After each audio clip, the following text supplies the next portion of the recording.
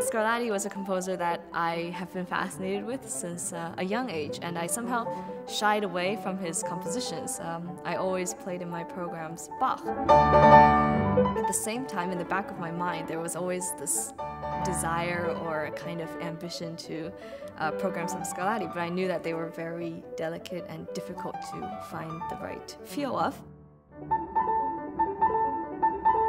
I wanted to find a way to categorize or group them so that people could listen to them in a more continuous way. Instead of listening to each sonata as a single piece, they could have a longer line, a longer picture, and follow through with the whole set of works.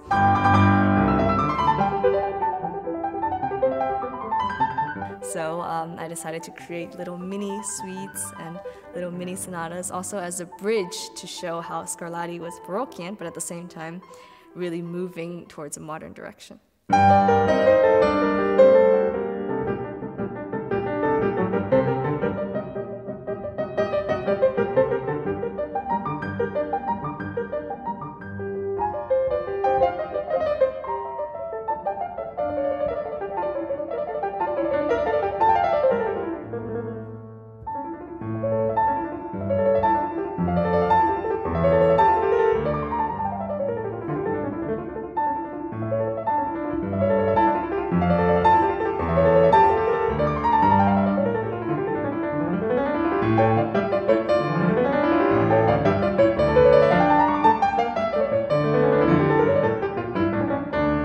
After I decided to have 2 CDs, it became mainly an idea of how to group them. Rather than choosing specific sonatas, which I found particularly interesting, it was a question of how they would connect with each other.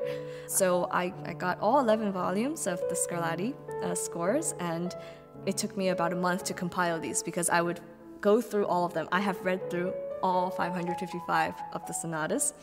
I categorized them in terms of key, I categorized them in terms of mood and style, and I cross-referenced them later.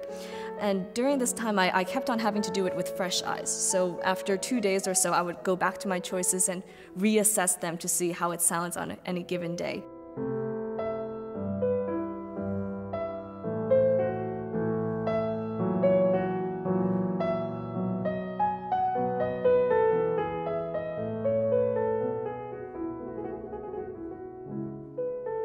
Scarlatti is one of those composers where when you're listening to a long playlist of sonatas, which I was doing while I was selecting my pieces, there were moments where I would suddenly look up from doing whatever I was doing and think, is that really Scarlatti? Am I clicking the right track?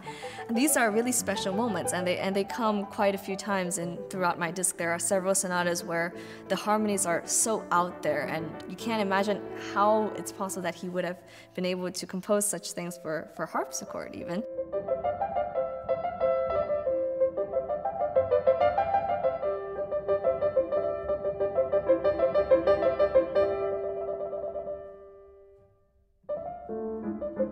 It's always the question of how composers heard their own music, how they wanted their own music to be played from their time. And while having listened to a number of versions of the Scarlatti sonatas for harpsichord and even transcriptions for guitar, since he was strongly influenced by that, I find that on the modern piano, you really shouldn't be afraid to give all the opportunities or possibilities that the modern piano could offer. I wasn't afraid of taking any risks, and when I played his music, while of course trying to keep in mind that this was in fact a Baroque composer, I did also try to express music in new and more crossing the boundary ways.